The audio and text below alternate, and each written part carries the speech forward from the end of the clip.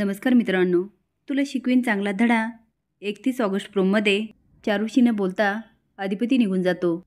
घरी गेल्यानंतर अक्षरा अधिपतीशी बोलते.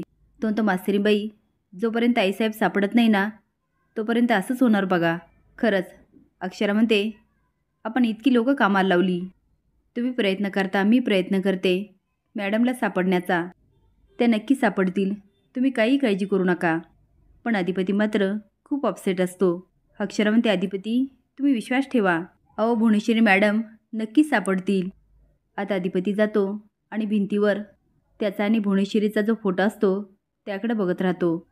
त्याला असं बघून अक्षराला खूप वाईट वाटतं. चारुलतामधली भुवनेश्वरी मात्र हे सगळं ऐकत असते आणि असं अधिपतीला बघून तिला खूप आनंद वाटतो. तिच्या चेहऱ्यावर स्माईल येतं. इकडे अक्षराचे बाबा घरी न आल्यामुळे विद्या खूप परेशान असते. आता तर इरा आणि निखिल पण निघून गेलेले असतात. ती म्हणते, काय करू मी आता? एवढा उशीर यांना ह्या पहिले कधीच झाला नाही. त्यांना माहीत होतं घरी पूजा आहे, तरी वेळेवर का नाही आले? आता तर निखिल आणि इरा पण निघून गेले, यांचा फोन पण लागत नाही आहे.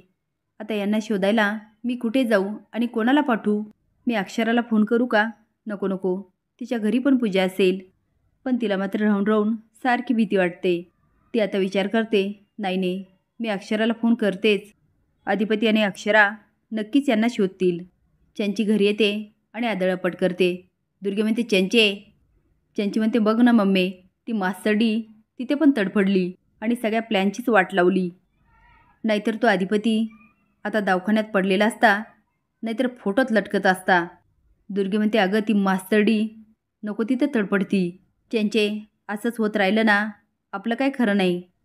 तर तुम्हाला काय वाटतं, आता लबाड भुवनेश्वरी सगळ्यांसमोर यायलाच हवी का? हे कमेंट बॉक्समध्ये नक्की सांगा. नवीन अपडेट जाण्यासाठी लाईक आणि सबस्क्राईब करा. धन्यवाद.